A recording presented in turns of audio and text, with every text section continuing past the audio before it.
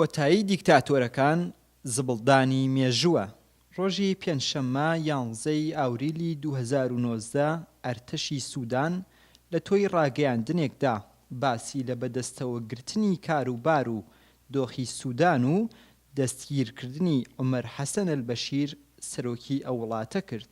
لە ڕاگەیاندنەکەی ئەرتەشی سوودان کە لە تەلەڤیزیۆنی ڕەسمی ئەو وڵاتە بڵاوکرایەوە هاتووە کە ئەرتەش 3 مانگ دۆخی نائاسایی لە وڵاتە ڕادەگەیەنێت و بۆ ماوەی 2 ساڵ ئەنجومەنی کاتی سەربازی بۆ ڕایکردنی کاروباری وڵات پێک دێت کە دواتر وردەکاریەکانی بۆ ڕایگشتی دەخرێتە ڕوو. عومەر حەسەن ئەلبەشیر ساڵی 1989 لە کودتایەکی سەربازی دەسەڵاتی سوودانی بەدەستەوە گرت و ساڵی 1993 خۆی وەک سەرۆکۆماری ئەو وڵاتە ڕاگەیاند. عومەر ئەلبەشیر لە ماوەی 30 ساڵی لە سەرکاربوونی بەردەوام بە پێشێلکاری سەرەکی مافی مرۆڤ لە وڵاتەکەی تۆمەتبار کراوە و لەلایەن دادگای نێونەتەوەیی کەیفەری ICC بڕیاری دەستگیرکردنی بە تۆمەتی کۆمەڵکوژی و جینوساید تاوانی جەنگی و تاوان دژی مرۆڤایەتی بۆ دەرچووە. بەڵام سەرەڕای ئەوەش لە هەڵبەژاردنەکانی ساڵی 2010 و 2015 وڵاتەکەی براوە ڕاگەیەنرا. وڵاتی سوودان کە ڕۆژێک لە ڕۆژان بە سەبەتەی خوراکی وڵاتانی عەرەبی دەناسرا لەم ساڵانەی دواییدا تووشی کەمی خوراک هات و هەر ئەمەش ناڕەزایەتی و هاتنە سەرشەقامی خەڵکی وڵاتەکەی لێکەوتەوە. داهاتی سوودان بریتی بوو لە بەروبوومە کشت و کاڵیەکان و ئاژەڵداری و بڕێکی داهاتەکەشی لە ڕێی فرۆشتنی نەوتەوە دابین دەکرد.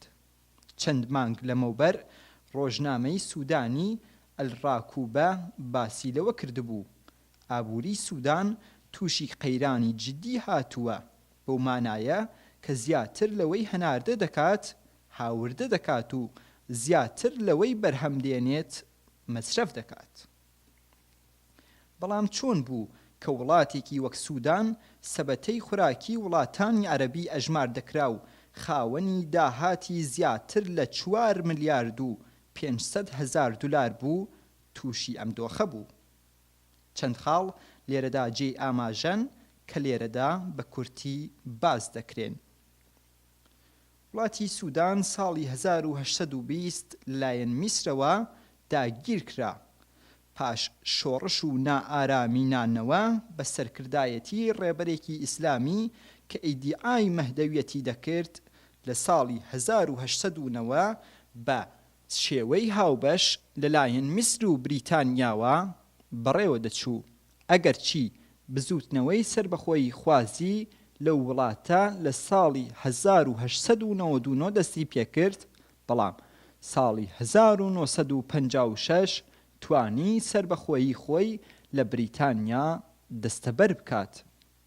وڵاتی سوودان خاوەن کەش و هەوا و زەویەکی بەهێزە بۆ بەروبوومە کشت و کاڵیەکان و لە ساڵانی ڕابردوودا یەکێک لە سەرچاوە داراییەکانی ئەو وڵاتە بەروبوومە کشت و کاڵیەکان بوو. ساڵی 2011 بەشی سوودانی باشوور لە وڵاتە جیابوونەوە کە زۆرینەی دانیشتوانەکەی مەسیحی بوون لە کاتێکدا دەسەڵاتی پەیڕەوکراو لە وڵاتە بە پێی شەریعەتی ئیسلامی بوو. جیابوونەوەی بەشی باشووری ئەو وڵاتە سوودانی تووشی تەنگەژەیەکی قوڵی ئابووری کرد، چونکە 3 لەسەر 4 کێڵگەنەوتیەکانی ئەو وڵاتە لە ناوچە باشووریەکانی سوودان هەڵکەوت بوو و داهاتە نەوتیەکانی لە 4 ملیارد و 500 هزار دولارەوە دابەزی بۆ تەنیا 1 ملیارد و هەندێک ساڵیش بۆ 1 ملیارد و 500 ملیۆن دولار. پشتگوێخستنی کەرتی کشت و کاڵ لە ئەنجامی سیاسەتە هەڵە و چەوتەکانی بازنەی دەسەڵاتی ڕژیمی ئەلبەشیر ئابووری ئەو وڵاتەی ئەوەندەی دیکە تووشی ئفلیجی کرد.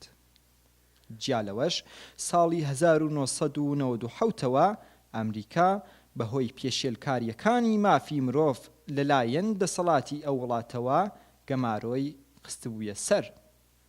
شەڕەناوخۆیەکانی ئەو وڵاتە لەوانە دارفور زەبری کوشەندەی لە یەکگرتووی وڵاتی سوودان وەشاند و هەروە کە ئاماژەی پێکرا جیابوونەوەی بەشی باشووری لێکەوتەوە.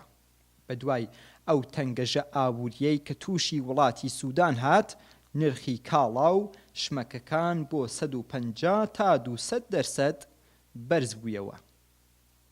دەوڵەت ناچار بوو بۆ قەرەبووکردنەوەی ئەو دۆخە بڕی 47 ملیارد و 500 ملیۆن جوونەهی بەبێ بوونی پشتیوانیەکی مادی خەمڵێنراو بە دراوێکی جیهانی خستە بازاڕەوە کە دابەزینی بەرچاوی بەهای پوڵی ملی ئەو وڵاتەی لێکەوتەوە.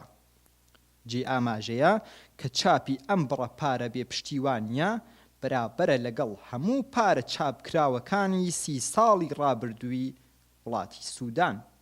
ئەوە وای کرد کاریگەری ئابووری ئەوەندەی دیکە فشار بخاتە سەر خەڵکی و لە ئەنجامدا بێکاری 20% خەڵکی سوودان و بەتایبەتی لە توێژی گەنج و خوێندەواری ئەو وڵاتەی لێکەوتەوە. هەروەها ڕێژەی هەڵاوسان لەو وڵاتە بە شێوەیەکی بەرچاو بەرز بوویەوە کە بە پێی ئاماری ڕاگەیەنراوی سندوقی نێونەتەوەیی پوڵی جیهانی ڕێژەی هەڵاوسان لە ساڵی 2018 بۆ 57% بەرز بوویەوە. بە پێی پێودانگی جیهانی ئابووری لە جیهاندا بە لەبەرچاوگرتنی ئەو دۆخە کە بریتیە لە ئازادی ئابووری پلەی 166 پێبەخشرا. ئەم دۆخە ناسەقامگیرە ئابووریەی سوودان وای کرد کە ئەو وڵاتە قەرزێکی زۆر بکات و وای لێهات کە 53% هەموو پرۆژەکانی بە قەرز بێت و ئەوەش وەک ڕێزی دۆمینە ئابووریەکان وای کرد کە ئابووری ئەو وڵاتە کورتهێنانێکی گەورەی مینهای 8.5 بەخۆیەوە ببینێت. کێشەکە ئەو کاتە قوڵتر بوویەوە کە دەوڵەتی سوودان 19 مانگی دیسامبری 2018 بڕیاریدا نرخی سوتەمەنی بێنزین زیاد بکات و ناڕزایەتیەکانی خەڵک لەو ڕۆژەوە زۆرتر پەرەیسەند و خەڵک هاتنە سەر شەقام. لە مانگی مارسیشدا پاش ڕاگرتنی پشتگیری گەنم و ئارد کێشەی خەڵکی ئەوەندەی تر قوڵتر کردەوە و بە پێی ئامارەکان زیاتر لە 70% خەڵکی ئەو وڵاتە بۆ دابینکردنی بژێوی ژیانی خۆیان تووشی کێشە ببنەوە. بەڵام لە کۆتاییدا ئەم دۆخە قەیراناویە ناڕزایەتی بەرینی جەماوەری لێکەوتەوە. سەرنجام خەڵکی ئەو وڵاتە بۆ دەرباز بوون لەو قەیرانە یەک لە دوای یەکانە و بۆ ڕزگار بوونیان لە چنگ دیکتاتۆرێکی وەک عومەر حەسەن ئەلبەشیر بڕژێنە سەر شەقام و خوازیاری ڕووخان و لە ناوچوونی بن و سەرنجامیش لەو هەوڵەیان سەرکەوتوو بوون. ئەگەرچی لەم دەرفەتە کوردەدا ناکرێت بە وردی بەراوردی هەموو خاڵە وێکچوونەکانی نێوان دیکتاتۆری سوودان و ئێران بکرێت، هەر ئەوەندە بەسە کە دوو وڵاتی سوودان و ئێران گیرۆدەی دوو ڕژیمی دیکتاتۆری ئیسلامی پێشێلکەری مافی مرۆڤن. ڕژیمی ئەم دوو وڵاتە سەروەت و سامانی سەرزەمینی و ژێرزەمینی وڵاتەکەیان لە خەڵکەکەیان دەدزی و بە تاڵانیان بردووە. کەرتی کشت و کاڵ و کەرتی پیشەسازی و گەشت و گوزار و هەموو کەرتەکانی ئابووری وڵاتەکەیان کردووەتە قوربانی خواست و مەیلە هەڵە و چەوتە سیاسیەکانی خۆیان. ئەم دوو ڕژیمە بە هەموو دام و دەستگاکانیانەوە کەوتنە گەماڕۆی ئابووری جیهان و دابڕان لە سیستمە ئابووریە جیهانیەکان و هەموو زەبر و زەنگ و کوشتن و بڕین و جنایەتەکان دادی نەدان و دادیان نادات. خەبەری خۆش بۆ خەڵکی ئێران و بزوتنەوە ئێعترازیەکانی ئەم وڵاتە و هەواڵی ناخۆش بۆ ڕژیمی ئێران و دەسەڵاتی ئەو وڵاتە خستە ناو لیستی تیرۆری سپای پاسداران لەلایەن ئەمریکاوەیە کە ئەوەندەی دیکە فشار دەخاتە سەر ئەو ڕژیمە و دوور نییە خەڵکی ئێران کە ڕەنگە لە دۆخێکی هاوشێوەی خەڵکی سووداندا هەن لە باری ئابووریەوە بارگە و بنەی دەسەڵاتی کۆماری ئیسلامی بۆ هەمیشە بپێچنەوە و بۆ هەمیشە ئەم پرانتیزە شومەی مێژووی 40 ساڵەی وڵاتەکەیان ببەستن.